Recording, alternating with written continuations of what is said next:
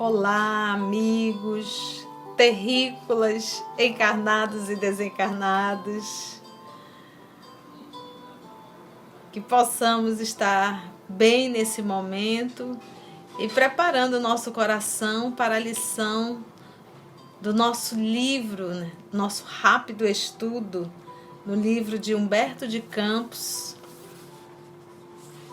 que nós estamos estudando Relatos da Vida, pelo Espírito Francisco, pelo Espírito Irmão X e pelo médium Francisco Cândido Xavier. Que Jesus nos oriente, porque o estudo de hoje, esse nosso rápido momento de estudo desta página é intitulado Avarentos. Então, o nosso Humberto de Campos, ele traz aqui uma história de um pai que já está desencarnado, óbvio, no mundo espiritual, e ele procura a sala de auxílio no mundo espiritual. Nós temos que entender, meus irmãos, que o mundo espiritual, ele não é uma cópia do mundo físico. O mundo físico é que é uma cópia imperfeita do mundo espiritual. Então, no mundo espiritual, há um movimento muito grande. Há um trabalho enorme. Não existe ninguém no mundo espiritual tocando harpa em cima de uma nuvem olhando para o nada. Então, há um movimento muito grande. Daí o apóstolo Paulo nos falar da nuvem de testemunhas. E para quem já teve a felicidade de estudar as obras de André Luiz, o nosso querido André Luiz, através da psicografia de Francisco Cândido Xavier, retrata bastante o mundo espiritual. Então, aqui nesse capítulo Avarentos, um pai procura a sala de auxílio para fazer uma solicitação para um filho avarento. Então, vamos deixar o nosso Humberto de Campos contar a história. Vamos lá? Que Jesus nos conduza. Vamos lá então, olha. Triste pai desencarnado compareceu na sala de auxílio e rogou ao nobre instrutor que presidia costumeira reunião. E aí começa o pai. Devotado amigo, tenho ainda na terra 2 filhos, em plena madureza, e suplico autorização a fim de amparar, mais seguidamente, um deles, que me parece à beira da queda iminente. E, ante a benévola expressão do dignatário sublime, no caso o responsável da sala de auxílio, o requerente continuou. Ignorante dos princípios de causa e efeito, meu Leocádio, é o nome de um dos filhos, ajuntou milhões, fazendo-se proprietário de imensa fortuna. É um sovina desditoso, a movimentar-se entre cofres recheados e assentamentos de banco, preciosidades e joias. Coração dantes generoso, ressecou-se com o tempo. Nele vejo agora o usurário cruel. Em casa, transformou-se em doido varrido. Esqueceu-se de que a esposa lhe merece carinho, de que os filhos ainda jovens precisam educação. Se reclamam os seus filhos, dá-lhes dinheiro farto, para que ele não perturbe as reflexões aparentemente tranquilas, nas quais se deleita em pesadelos dourados. Não consegue mentalizar outra coisa que não seja fazendas e terras, moedas e cadernetas bancárias. E, ao mesmo tempo que mostra prodigalidade exagerada ao pé da família, fora do ambiente doméstico, não dá tostão a ninguém. É um verdugo dos empregados que o servem, fiscalizando panelas e armários. Nos favores que presta, cobra tributo alto. E nas compras que realiza, pechincha tudo.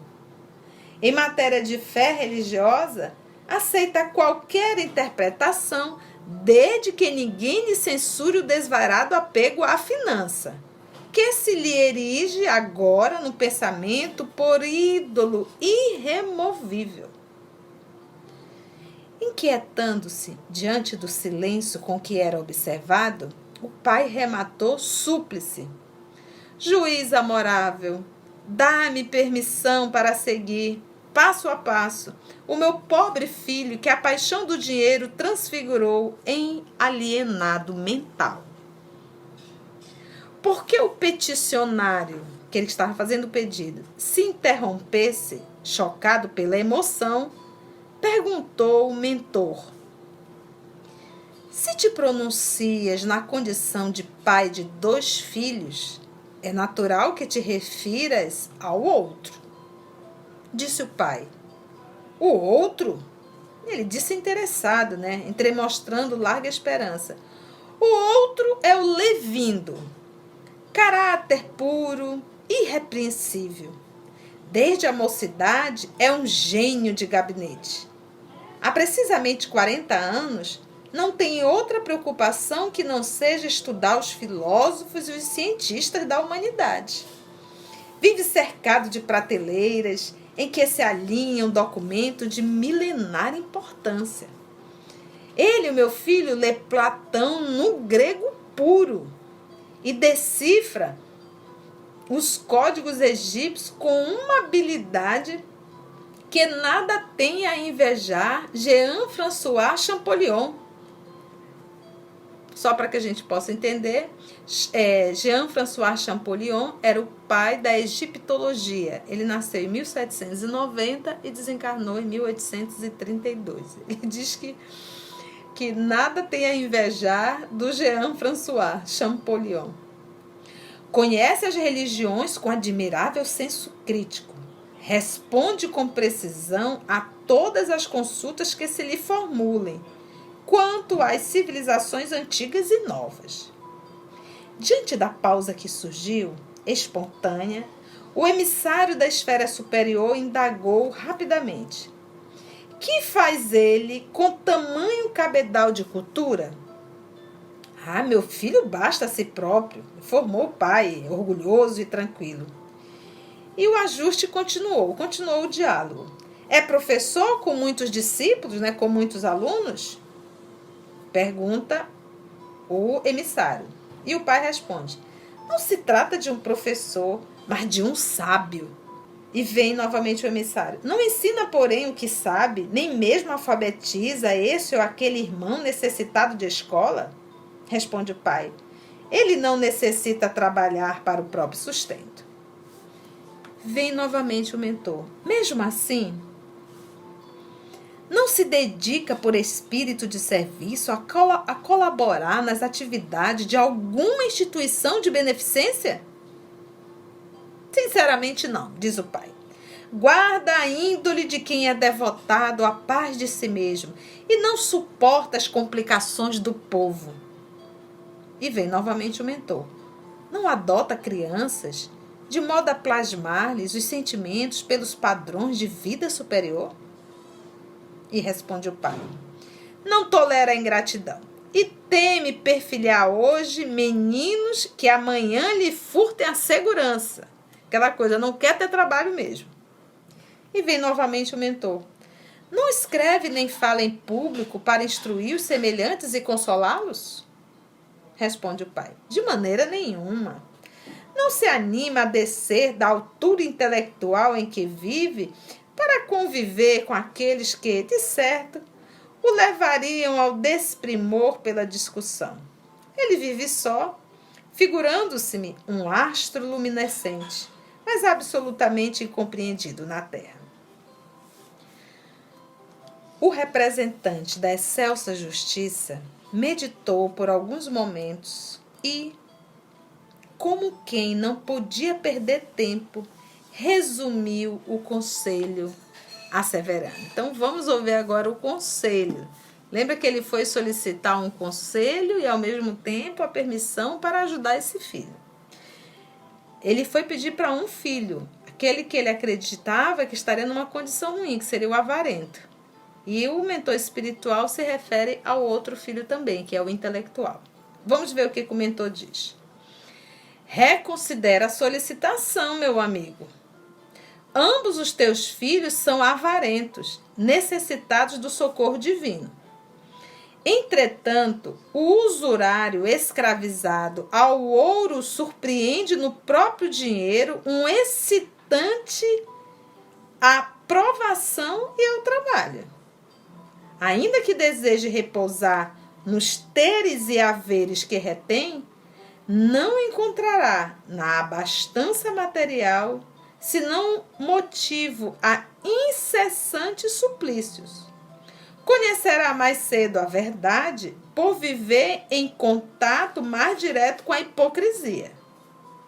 Estará em luta constante para assegurar a fortuna que amontoou, sofrendo aflição e desconfiança entre os melhores amigos e, tão logo desencarne, experimentará desilusões terríveis, seguindo, agoniando, as ambições de muitos dos familiares que lhe disputarão os despojos nos tribunais, a feição de aves sobre o corpo da presa. Imagina que cena forte, né?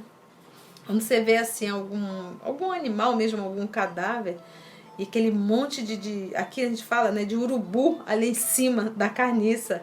Ele diz que é mais ou menos essa quando a criatura desencarna e o povo todo em cima do dinheiro, como se também não fossem desencarnar.